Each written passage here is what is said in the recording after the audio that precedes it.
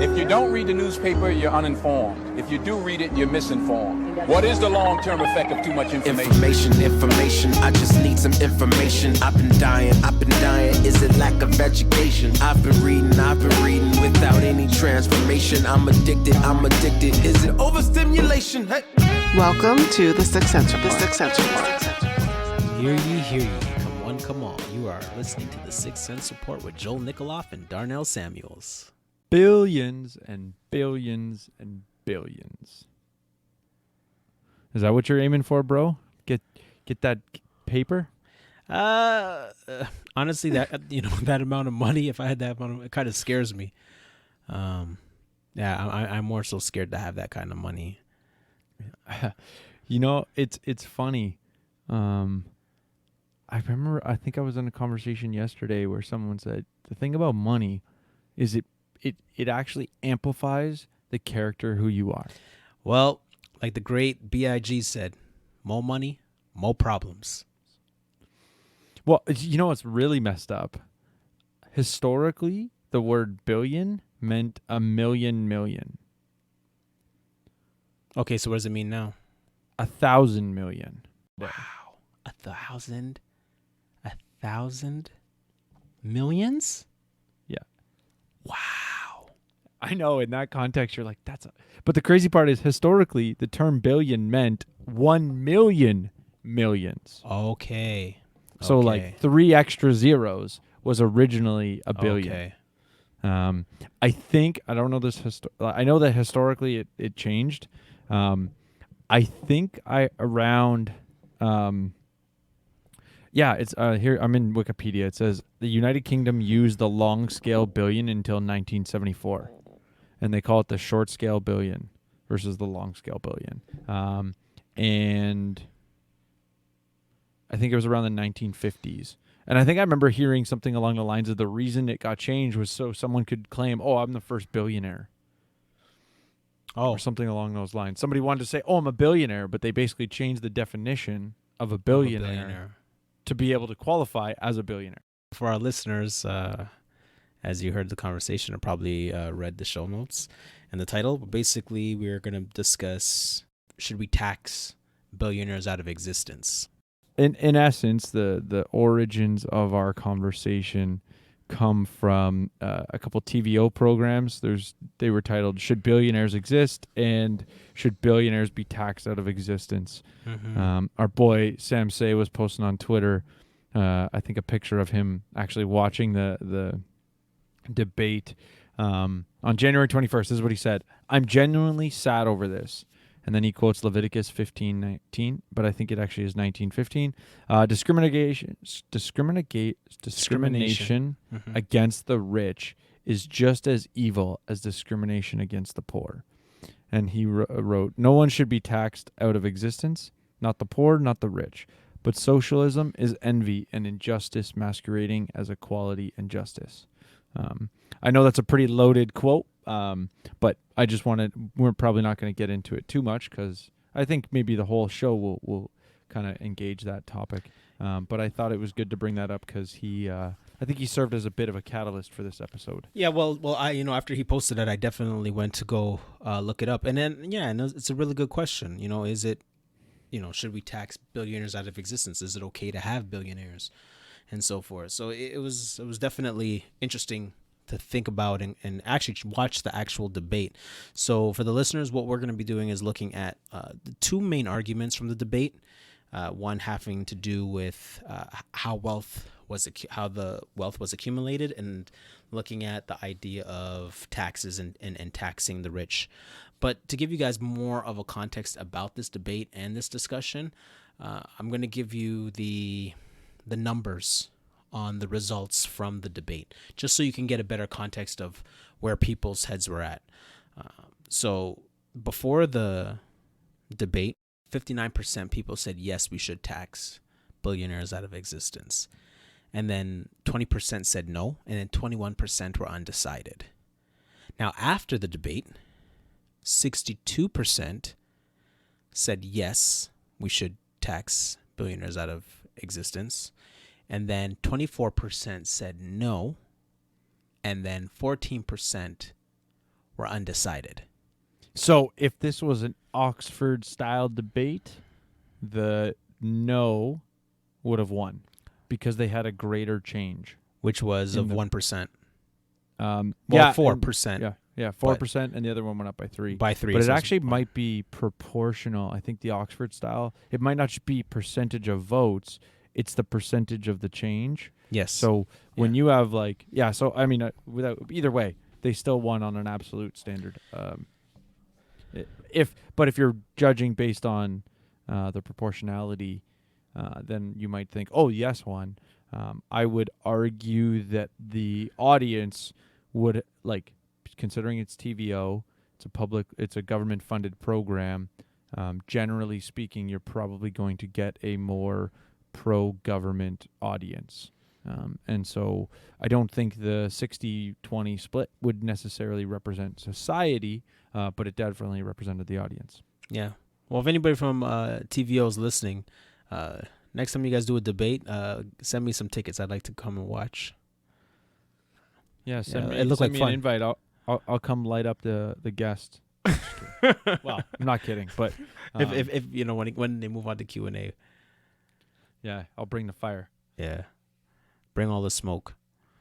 All right, so and it's so funny because as this post came out and we were discussing, the idea of a billionaire, there was a post or a meme that I found on Facebook that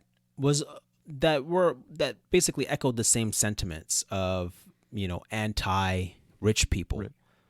And so the meme, and you can find it in our show notes, but the meme has a picture of Daniel Schwartz.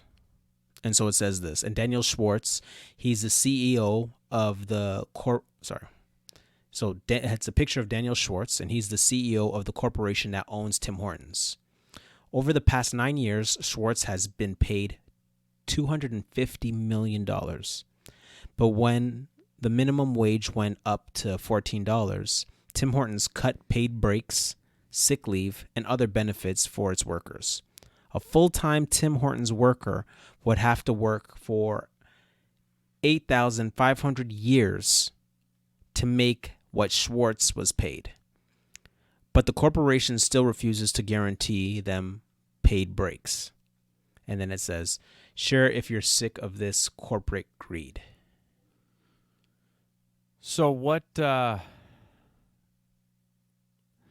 stands out to you in this meme? What stood out to me was, and I've heard this sentiment echoed a lot, but as I've learned, as I'm still learning, but I was learning in my economics class what a CEO actually is and what a CEO actually does. And so when I see this, I was just like, okay, no, this, clearly the people who made the post or who posted it have a misunderstanding of what a CEO actually does and how a corporation actually works. Yeah, I would definitely agree with that. I think, and I think it comes down to also understanding why does somebody make what they make, right? Like on a very simple perspective. If you're looking at it and I would, there's lots of reasons to why people look at things the way they do. I would argue our school system doesn't teach you to be an entrepreneur. It teaches you to be an employee. If you're an employee versus an entrepreneur, you're going to look at how much you make vastly different. Even the critiques, forget the high end, right? Criticizing him for how much he's made. Looking at the fact that, when the minimum wage went up, Tim Hortons cut benefits. Well, to some extent, they, instead of giving you more money, they gave you other benefits. But now that they're forced to give you more money, well, now they can't afford to give you those benefits they gave before. And to some extent, there's this idea like, by raising the minimum wage, we're going to take a greater share of the profits from the owner. But for the employee who's, and this is where it comes back to, from an economics perspective, why do people get paid what they get paid? there's a number of factors, but in essence, the range of pay is going to be, at most, the employer is going to give you the money based on the value you contribute. So if you contribute value worth $20 an hour, no one's going to pay you $25. Right? Like, why would I pay you that much? Now, if I consider you to be a young, very high potential, maybe I'm willing to slightly overpay you because I see that I can train you to become more and I don't want to lose you. But in essence, the businessman or the owner is paying for your potential as a means to be able to say, you know, they're demonstrating to you, look, I value you not just what you can do today, but I value you for what you can do in the future.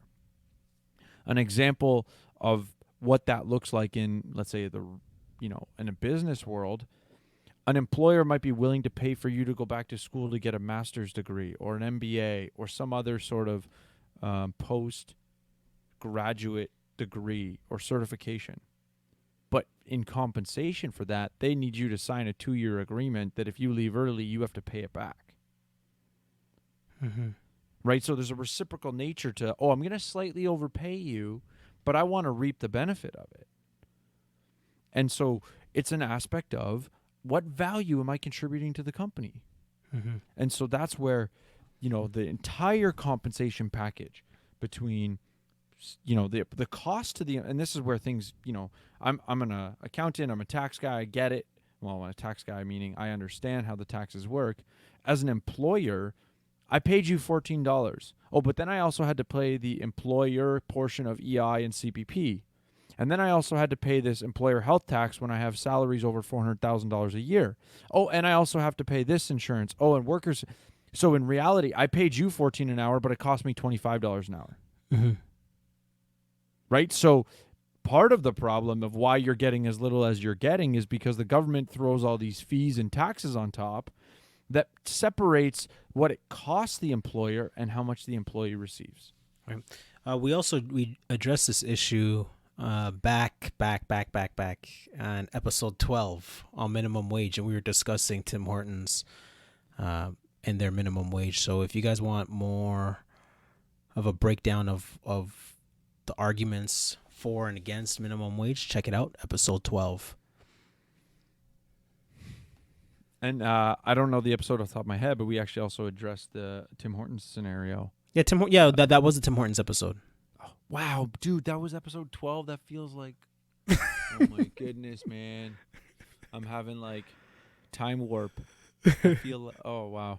That's a throwback. Oh. That's an oldie. Dude, I felt like, oh my God, that was 2018. Tim Hortons not that long ago. That was 2018. Wow. Actually, February 9th. February 9th. Wow. 2018. 2 years ago. Yeah, that's crazy. Almost exactly 2 years ago. All right.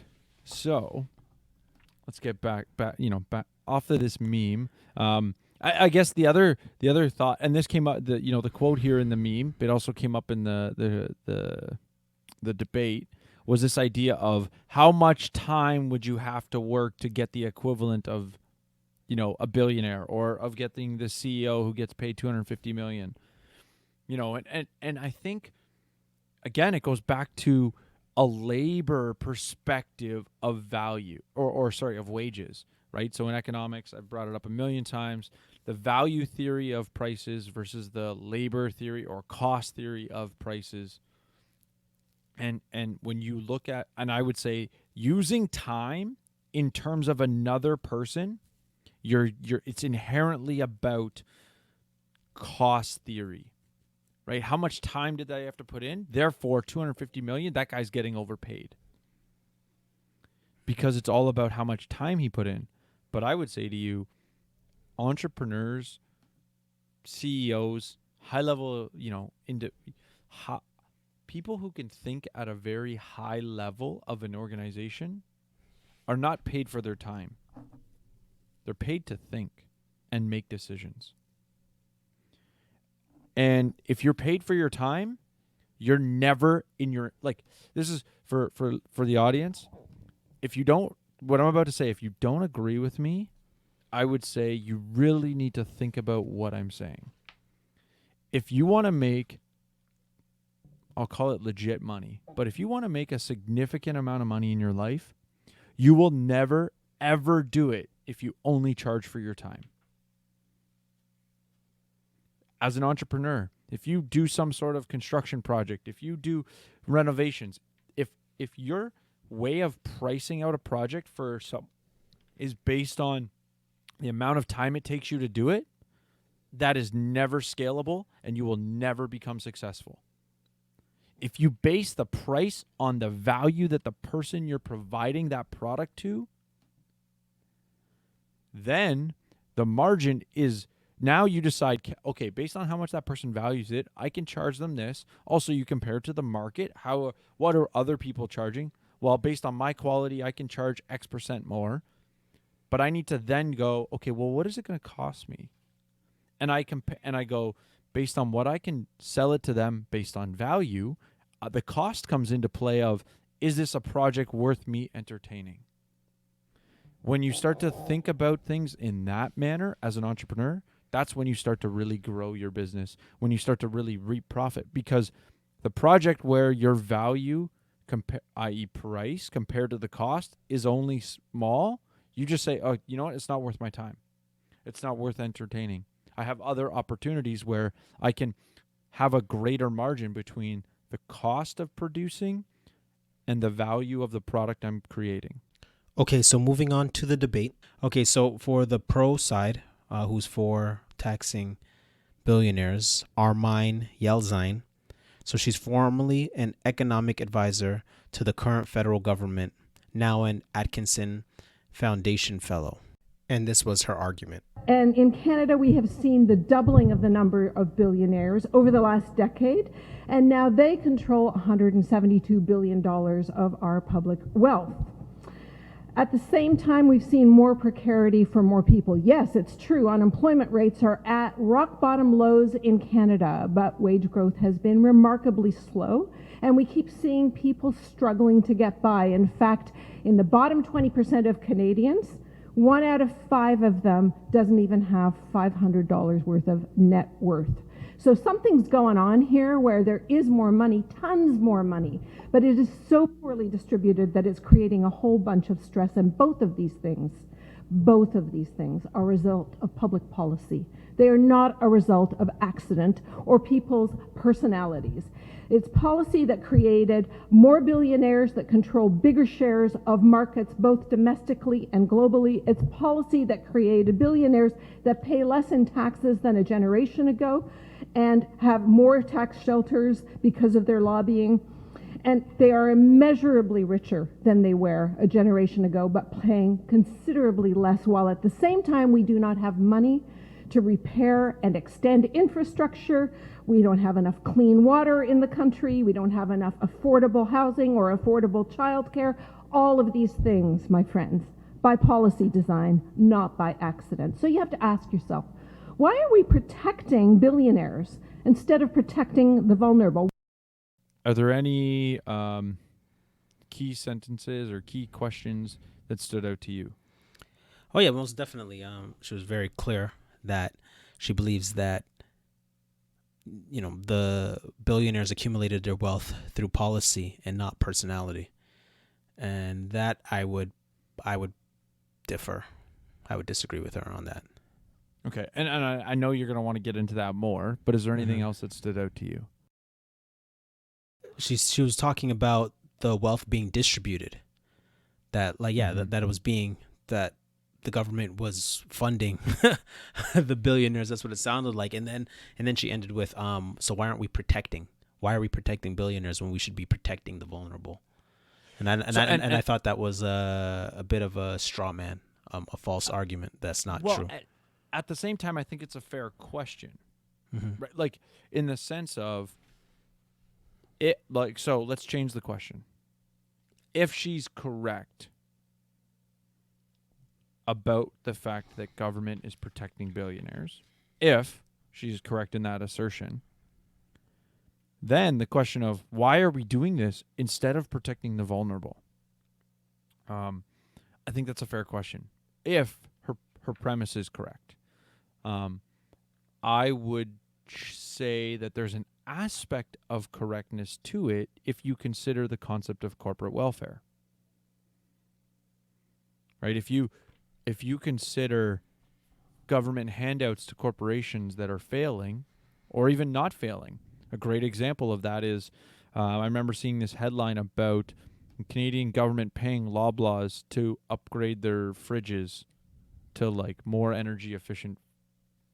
And it's like, this is a company that just had a bottom line of like something like $500 million in profit, and we're giving them $18 million to upgrade fridges.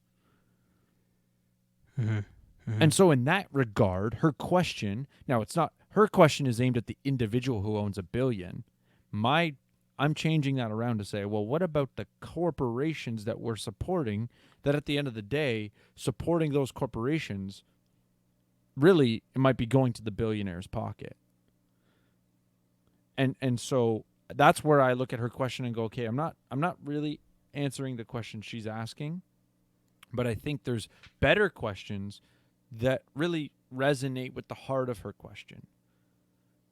So, you know, when GM was failing a decade ago, or in 2009, you know, Canadian government gives them $50 billion in a loan that just turns out that we, in the last little while, decided, no, you don't need to pay that back. Why did we do that? If the concern was for the worker, we probably would have been better off giving some sort of government program to the employees who are getting displaced by the fact that GM folded. So, that's where I resonate with her question to some extent, because I'm anti-crony capitalism. I'm anti any sort of corporation and government relationship. And for the listener who's not aware, crony capitalism is really the idea that a corporation's success or a business's success is dependent upon its relationship with government. The thing that stood out to me about her quote was that she said $172 billion of public wealth. Darnell, what's public wealth? I don't know, Joel. What is it? I think what she's trying to say, and this is where I thought it was so sly, but I'm not letting her get away with it. She's saying that the people that or the money that those people have isn't really theirs. It's the public's. Oh boy.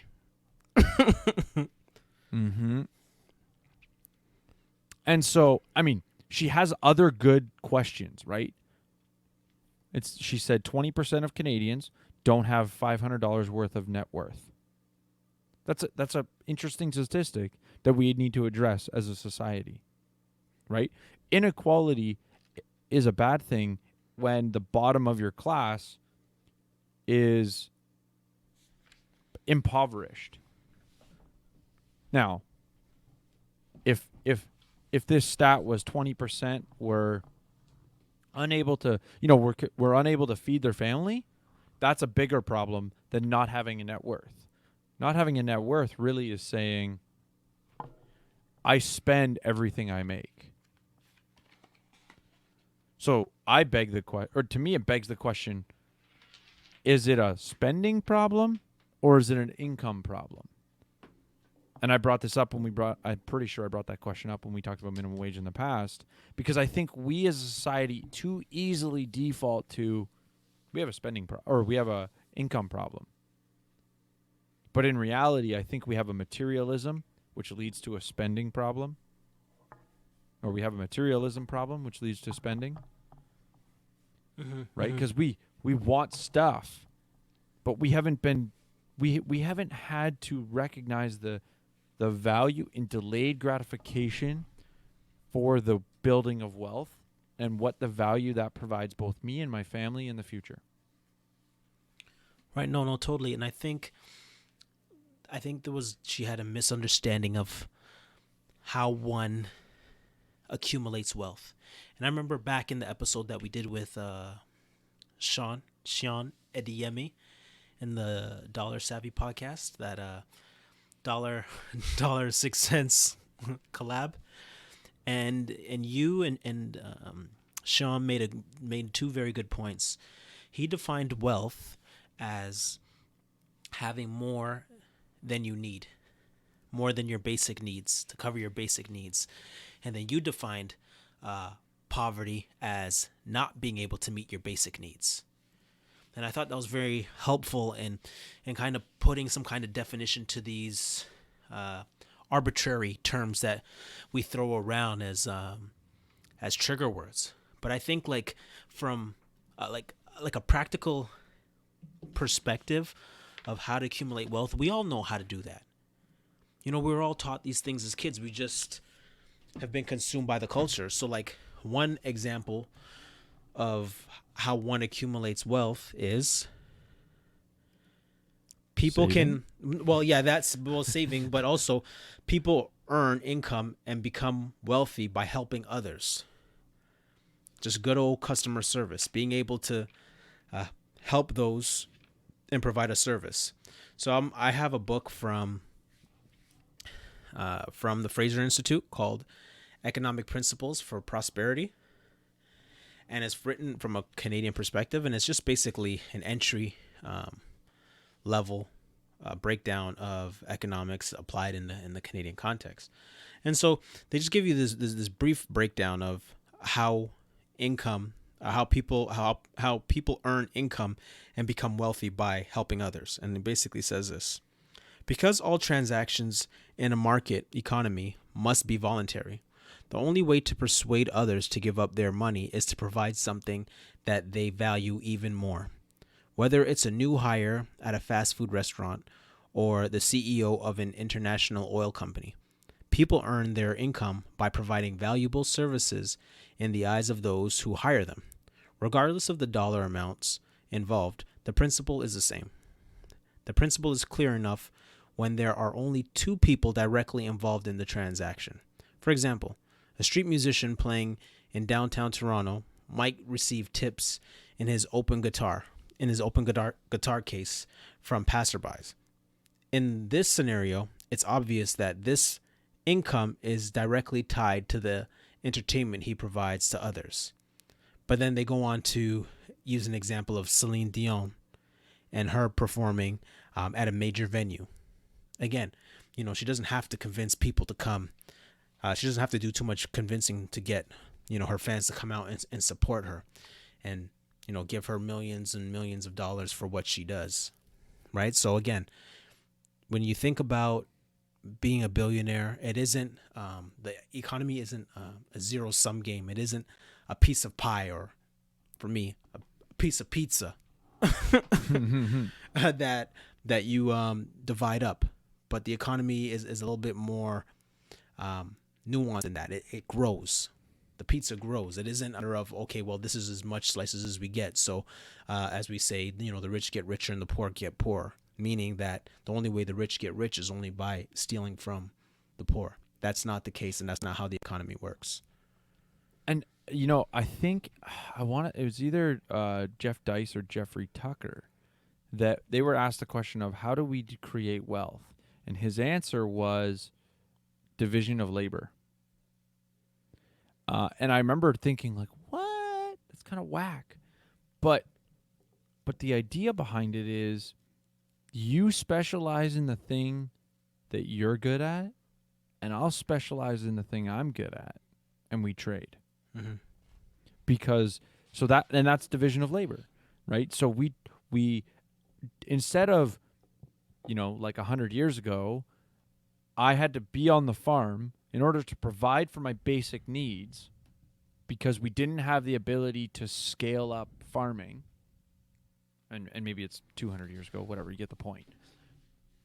Every day I have no ability to accumulate wealth because I spend all of my day doing what I need to do in order to be able to provide for myself today. And tomorrow I do the same thing. Mm-hmm. But when I have division of labor, I can now specialize in a manner that allows me to create or generate more products than I need for today's sustenance. Mm-hmm. And so it's that excess that becomes the accumulation of wealth, but it's that excess that also allows me to trade. Okay. Now, the other aspect to the debate, or the other argument, comes from Linda McQuagg.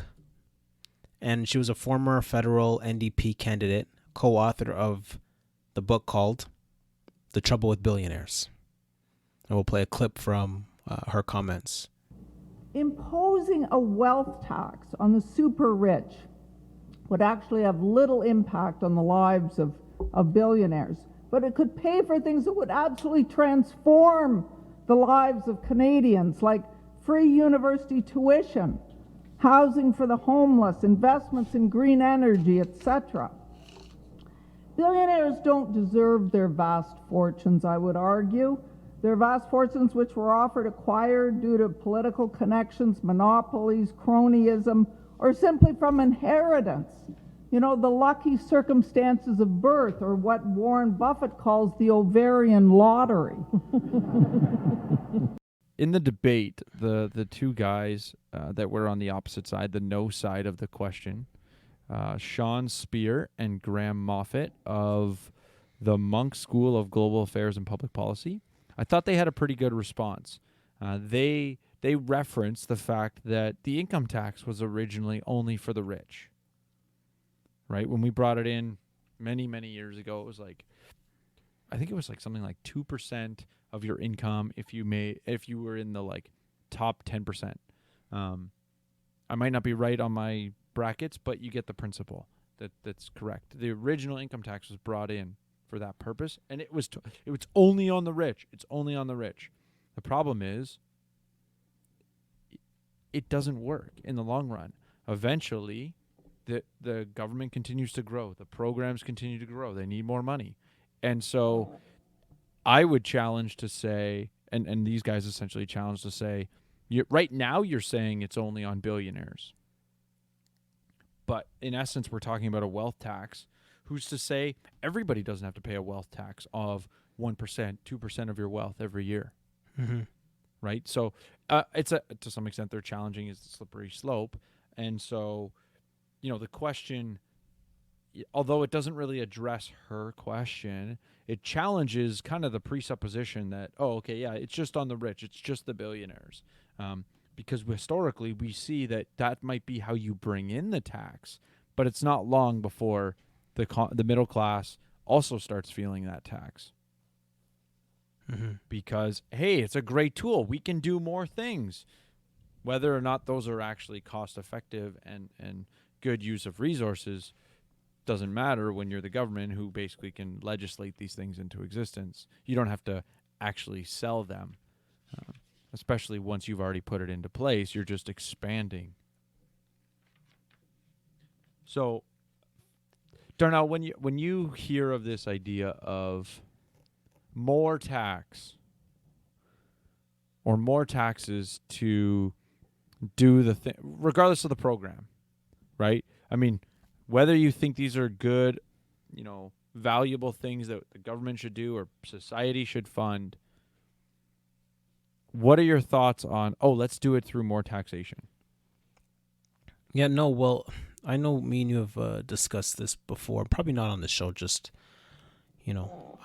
just in general when we've been shooting the breeze. Chopping it up, shooting the breeze, and talking about tax. And I know you as a libertarian, you could speak on that in regards to how you guys view tax as theft. But, I guess for me, I think about, because, I'm convicted by the scriptures. So, Romans chapter 13, verse 6 to 7, Paul talks about this is why we pay our taxes, because the authorities are working for God. And then we see Jesus saying, render unto Caesar that which is Caesar's, Mark 12:17. But that doesn't mean we should be unaware of how much we give and how efficiently our taxes are being spent. Because even for me, I'm thinking as a Christian, we must be aware of the moral arguments being used to manipulate how we vote in using tax increases as a weapon to fight the rich who are made out to be our enemies. Even when they talk about, a fairness, fair tax, Fairness is a value statement. It's not an empirical one. So like if we look at the marginal rates, there's no objective standard. Right. So even if we look at the marginal rates of the thresholds for the federal income tax, we start to you can kind of look at the numbers and say, hold on, wait, yeah, this doesn't look even. And so again, I'm going to reference the book Economic Principles for Prosperity, and actually, this was a free book from Fraser Institute. So thank you guys for that. And so basically, they give a little simple. I hope it's a simple explanation for those people who aren't mathematically inclined, and see if you can follow. So they're basically saying, we see that federal income tax code is very progressive, meaning that it taxes income earned in higher brackets at a higher marginal rate. For example, someone with an income of $200,000 would pay 29% every additional dollar earned to the federal government income tax, while someone with an income of $40,000, so again, the previous one was $200,000, now this one is $40,000, and they would end up paying 15 cents of his additional dollar earned in federal income tax. And then furthermore, those earning less than $11,000 were completely exempt from the federal income tax. So, it really starts to ask you or beg the question in your head. You're like, well, hold on. It seems like, yeah, it's clearly unfair. And so lower income groups still pay large amounts to governments at all levels, whether it's federal, provincial, and local. So sometimes we're always caught looking the other way, kind of like a red herring fallacy, where you're looking at the wrong thing when you should be looking at the right thing. And especially for us, majority of us who are middle class, and asking, okay, hold on, wait a minute, but there's other taxes that we're paying for, and in the long run we end up paying more. So all I'm just saying is that, when it comes to, more taxes, I think we just need to pay attention to the details. I don't mind paying taxes, just paying attention to the details and how one can be penalized for being successful. Yeah, I think, to start, to answer the question of like taxation is theft. Another aspect of that from a libertarian perspective is taxation is slavery. And I unpack for the that. Listener, well, the simple kind of way of approaching it is, well, is 100% taxation slavery? What do you mean? Well, if you worked and someone took all of the earnings of your working, that's 100% taxation. Right? Okay, keep going. So if 100% taxation is slavery, is 99% still slavery? Is 98% still slavery? Mm-hmm. So at what point does taxation not become slavery? And the idea is it's non-voluntary. Yeah. And this is where, if you got you could devise concepts of voluntarism, right? And I think that for the libertarian, the idea that taxation is theft it's the same idea, because it's not voluntary, because it's at the end of a gun, i.e. via government, i.e. police, and maybe a little bit more in the U.S. where you can actually go to jail for not paying in taxes, on like Canada where you can't, or at least it's a lot different. Let's just say, unlike Wesley Snipes, getting that a big tax bill. And You'll leave Wesley out of this. Anyways, but the idea is, there's a lack of voluntary. What if I said, you know what? I don't like your school system. I think I'm going to homeschool my kid. Well, unfortunately, I still have to pay. I don't get to opt out. Yeah, but the argument against that, the general argument is that they say, okay, well, you're not being forced to pay your taxes because you can always leave the country, right? Can you? Yeah, you can leave. You're free to go. But is that like, the point is, that's not really a fair it's not like saying, oh, you know what, you could move like 2 blocks away and essentially live your life in this little compound where you don't pay tax, right? Like, if that was the okay, fine, yeah, I could move. And this is the idea of where I would say the voluntarism component, right? If within Mississauga, let's say, hey, if you live in this part of Mississauga, you don't pay tax, you don't get access to any public services, you don't pay property tax, but you got to do this, this, and this. You know, you have to join these kind of community groups in order to get these resources. You know, when it comes to water, when it comes to all the things that we pay through taxation, you don't qualify for, but I can live relatively in the same place. Okay, now we're talking, right? You want to talk about something like, well, technically you're getting access to military, protection. Okay, if that's the extent of, okay, this is what I'm paying for, and if you want to live in Canada, here's a small fee to help fund the military, and everything else is elective. Okay, now we're actually engaging in the idea that you could leave or you could move. You know, telling someone like this idea of social contract. I mean, it's like, if you really start to analyze it from any sort of contract perspective, it just falls flat on its face. It has no substance to actually, it's just a thing people say because it makes them feel nice that, oh, I have a social contract. You know, that because I live here and I get these services, I got to pay for them. It makes you feel nice that, like, technically, no, it's theft. It's at the end of a gun. It's forced. So the other part of this that's ironic and sad, for most people, they have no idea how much tax they pay. Nor do they care.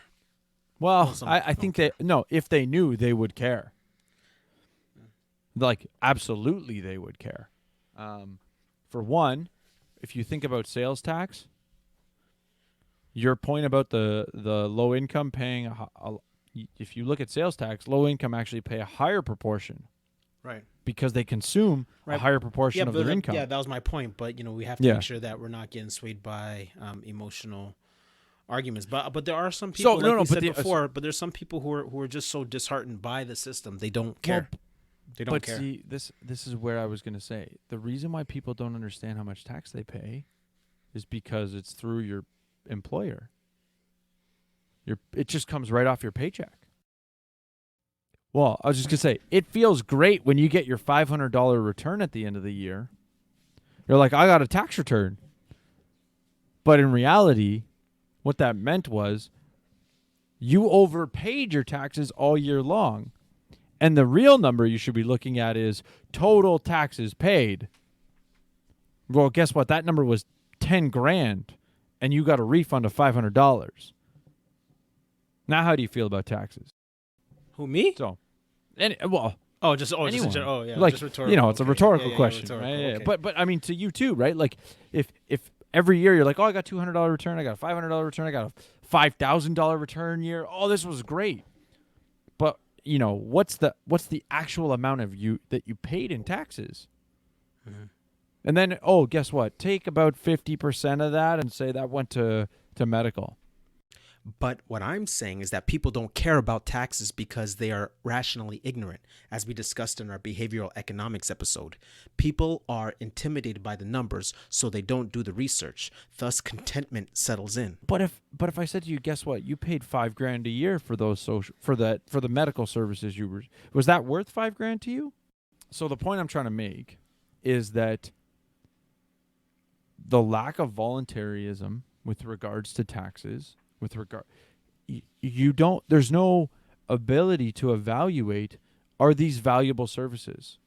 Because and this is where, government programs in general have a problem, because by disassociating value with, i.e. price, because it goes back to this idea of prices that we talked about at the very beginning with regards to the Tim Hortons.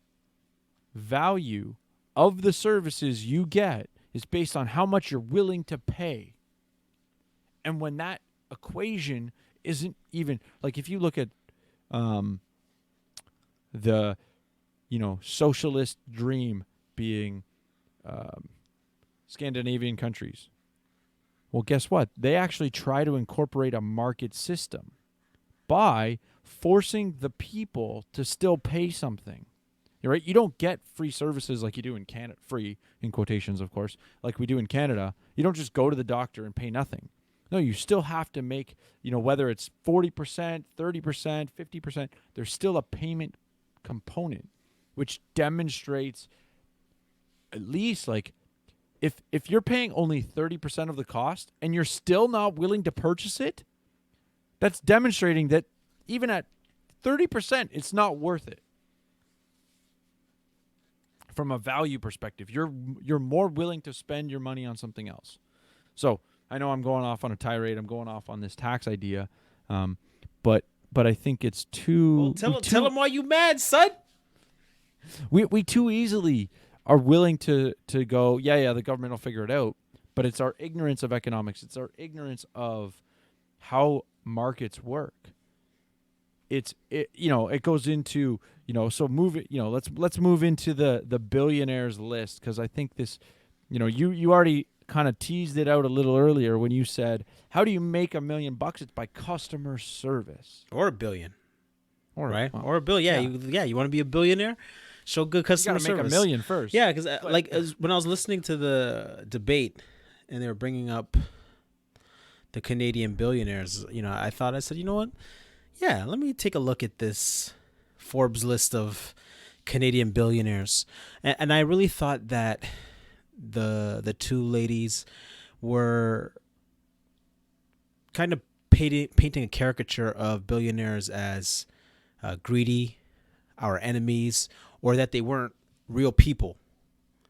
So I said, okay, well, you know what? Let me take a look, because I'm curious as well to figure out how these guys got their wealth. Half of them got it through just business ventures, and then 1/3 of them got it through an inheritance, right? So just different ways how guys got it. But I think it was very important to look at the list and look at the people and kind of put a picture to the dollar sign and really look at, okay, how did these guys do it? Did they really steal? Was this really a government hookup thing where, the rich get richer and the poor get poorer? So let's just take a quick look at this list. What'd you think of it, Joel? Well, I think, the fact that the number one on the list of, so this is Forbes real-time billionaires list. Number one on the list is Jeff Bezos, Amazon. The Amazon has done so much for, I'll say, the okay, but he's not Canadian. He's American. Yeah, but I just mean, seeing Amazon at the top of the list to me is just so symbolic of the shift in the last decade. One of the biggest things I've ever heard is Amazon Prime for essentially Canadian territories, like none of it. The Amazon Prime is the reason why they can actually get, items at a reasonable price. Mm-hmm. Like I had a sister-in-law who went and worked on a native reserve in it was either Northern Ontario or like Manitoba, and it was like you wanted something like every day, kind of, but it was hard to get out in the middle of nowhere. It cost like 10 times the amount at the store. So you just didn't. Obviously, you didn't buy it unless you were desperate. But even things like cases of water, because of how much it costs to ship it there. So things like Amazon Prime, in none of it, in a community, they're able to actually get goods at the cost that we experience it at. And the other side of Amazon, so that's, the rural community access. The other side of it being the cost of goods being driven down, as well as the ability for everyday people to become sellers on Amazon. Because there's honestly a crazy high number of people who have made like a killing just by finding niche markets and using Amazon as the payment processor or the platform to sell their products. And that's why Bezos is at the top of the list, because of Amazon's ability to lower the cost for everyday goods for you as a customer, which means your standard of living goes up because now you can afford more while making the same amount of money. And in essence, what you called it, customer service. I meet your need at a lower cost, I'm doing better customer service. I meet your need at the same cost but higher quality, improved customer service. And I think Amazon is in today, like in the world we live in right now as it stands, Amazon belongs at the top of that list because of how they have drastically changed the quality of living. So moving on to the Canadians on the list. Yeah, it's pretty diverse, right? I mean, I'm just, without naming names, I'll just run off some of the top source of wealths. Media, e-commerce, retail, technology, dairy. Oh, that's a problematic one, but I won't get into that. Online gambling, fashion, oil, pharmacies, hotels, home building, real estate. And what's going back to the debate, two of the guys on the no side, one of the things they had said was, look back 30 years, 50 years. The richest people on the list, where they made their wealth, let alone their family wealth, gone. Gone.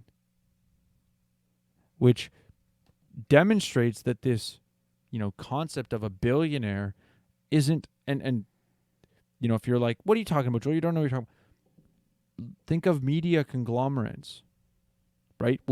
How the mighty have fallen. Just look at CNN over 15 years, right?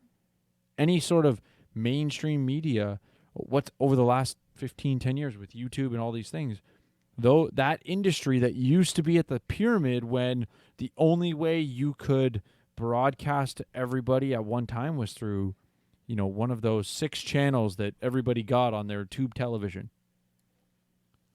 Those media conglomerates were like the pinnacle.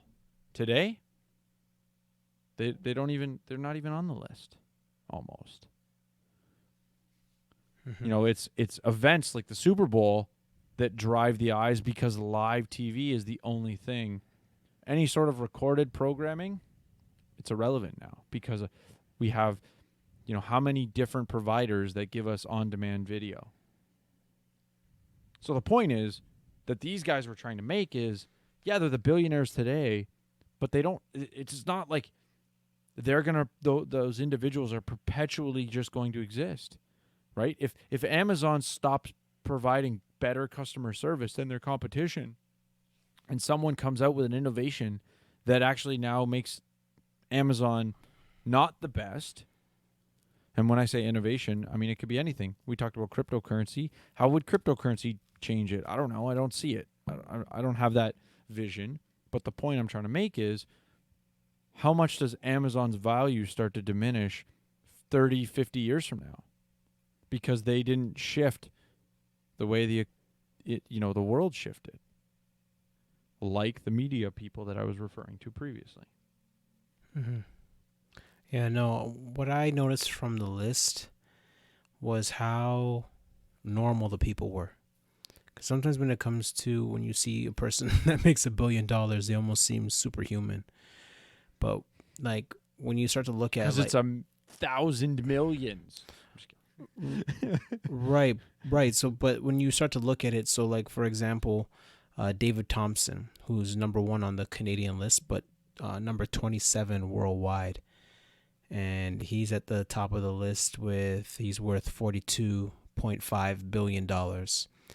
And so he basically built his wealth. Well, part of it was inheritance because his grandfather was Roy Thompson.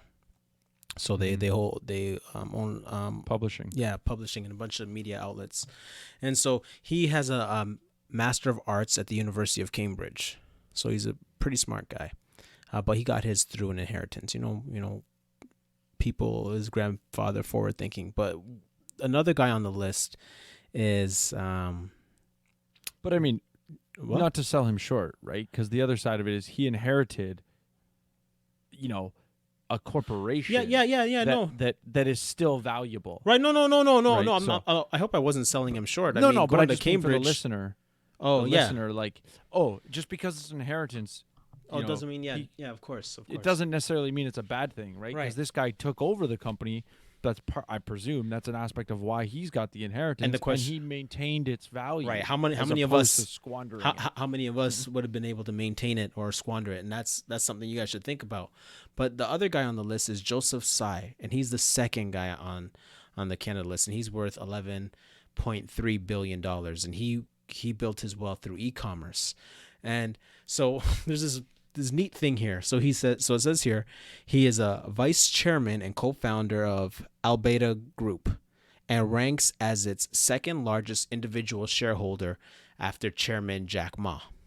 Right? So, but then it says here in his fun facts, it says, Joseph accepted an initial salary of only $50 a month from Jack Ma when the pair first met in 1999.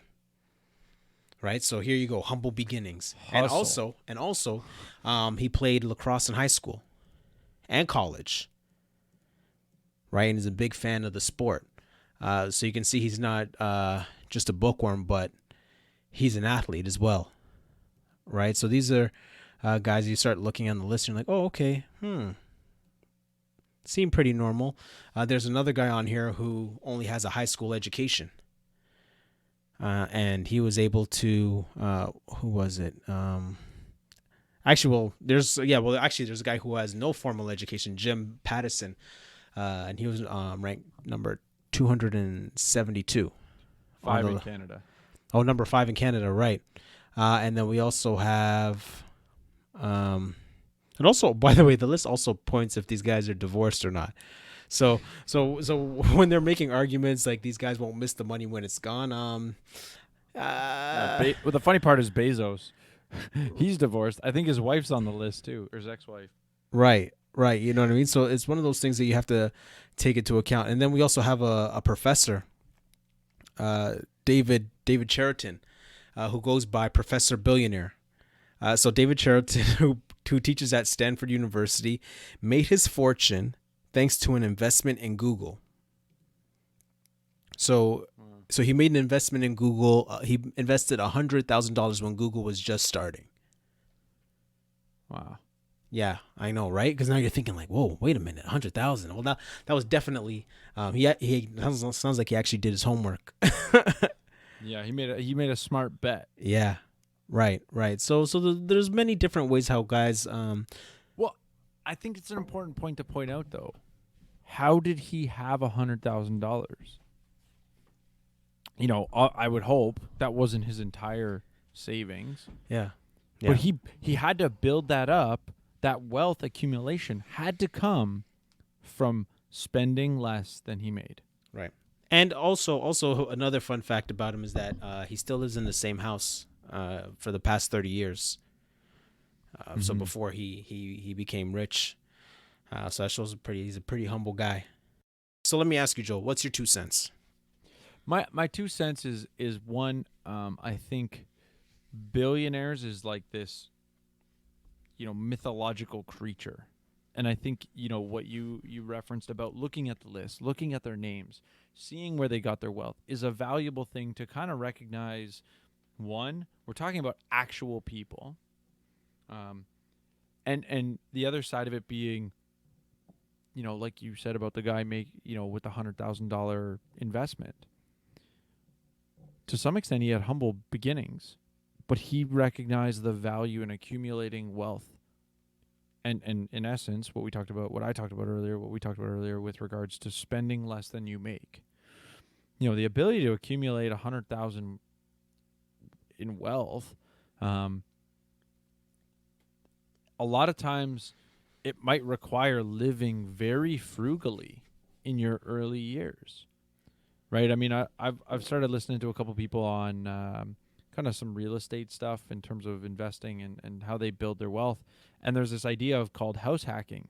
And so much of house hacking is about, or not just house hacking, but there's house hacking is part of this, or utilizes this. It's about, how do I make my monthly expenses as low as possible in order to create this idea of financial independence, right? It's like the people today who go and get a mortgage where they've basically spent every last dollar they make on all of their necessities and their house, as opposed to saying, no, you know what, we need to get a mortgage where we still can save 10%, or we can still save 20%, or whatever the number is that makes sense for your phase of life. And it's delayed gratification because of the necessity of being able to provide for myself in the future and my family in the future. And I thought, both of Joseph, where he took, I'm willing to make $50 a month.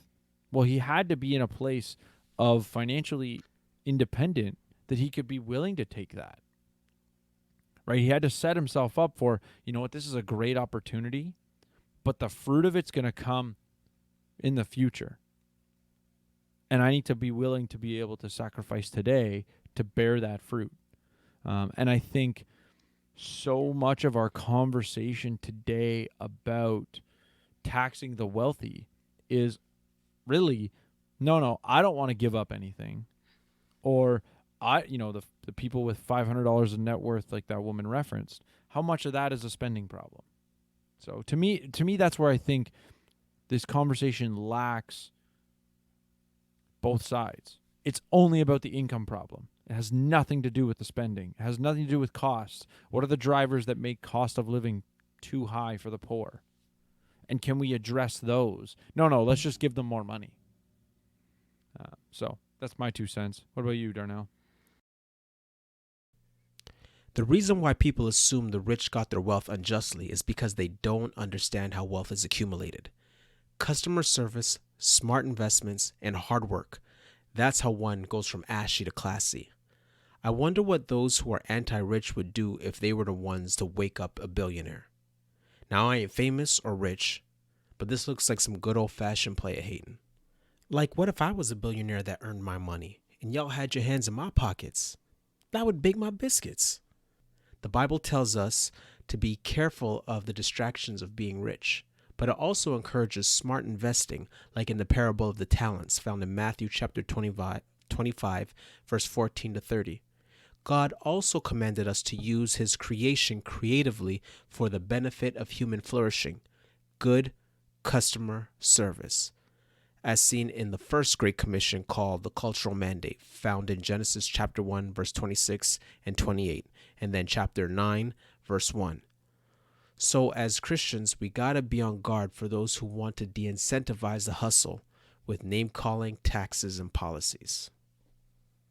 You pointed out about, if someone took money from you, and then why I wanted to jump on that was there's the side of that where it might go to the person who's actually more wealthy than you, because the programs are so designed in such a broad sense, as opposed to the church contrast that I was trying to make, where, when it's done through not broad sense on a specific manner, you're now able to go out of my abundance to those in need. When you do it through government, it's attempting to do that broadly speaking. And I think the most important point that we haven't touched on, and it's something that I almost want to say breaks my heart about misunderstanding of the economy. Generally speaking, and I say generally because I know there's exceptions, usually because of crony capitalism. Generally speaking, the companies like Amazon that have crazy amount of profits, we fail to recognize the person who received the most benefit was their customer. It wasn't the owner who made more money. It's the customer, which means it's us, the society, the population. Those companies who made so much money, it was because they made our lives so much better that we were willing to give them money. And this is where the socialism wreaks havoc, because it destroys the ability and desire for companies to give us more, to meet our needs better. So, I'm not even kidding. It literally, it irks me and just, turns me inside when it's like, you don't recognize your life is better because Amazon did what they did. Yeah, they made a crazy amount of money, but you are so benefited by it. And going back to what you're talking about with the culture of mandate, it's like the calling that God puts on us for how we're to produce, we're demonizing it because they did it so well that they made so much money. At the same time, the other thing I don't think we didn't address, and I know I've gone, double 2 cents, is we need to take greater responsibility for our community. So the criticism towards billionaires, the origin of it, that is, I think, the foundations of concern for the poor, of the necessity of we need to do more, are generally dismissed by the person on my side, or generally not addressed by the person on my side, trying to defend taxation's not the way to this. And, I think from the beginning of this podcast, I've always said, you gotta take care. You got, as much as I'm no, stop doing it via taxation, I'm also challenging the listener, take care of your community, spend more, helping the poor. So that's my 2 cents. Okay. If you guys want to get in touch with us, you can contact me, Darnell, DOGUDDA_Darnell on Twitter or Instagram, or Darnell Samuels on Facebook. And T Joel N39 everywhere. And you can contact us, 6 Cents Report on Twitter or on our Facebook page, or you can email us, 6centsreport@gmail.com. And let us know what you guys think. Are you for billionaires? What would you do if you were a billionaire? What would you do with that money? And we also want to give away a copy of the book, Economic Principles for Prosperity, from the Fraser Institute. Y'all heard me reference this book a couple times throughout the episode, and it's been very helpful for me personally in helping me understand the Canadian economy and just basic economics as a whole. So this book is about teaching economic principles, explaining the institutional prerequisites for prosperity, and shattering economic myths. This book equips everyone with the intellectual tools they need to understand how we can achieve a more prosperous Canada. And the way we'll do this contest is that we would ask you to do a review on whatever podcast platform you're listening to. Take a screenshot of it and send it to us, whether to sixcentsreport@gmail.com, 6 Cents Report on Twitter, or just inbox us on our 6 Cents Report Facebook page. And we'll announce the winner in the February 28th episode. 6 cents makes change.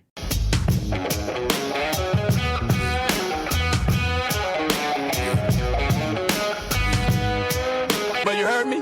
Does that make sense?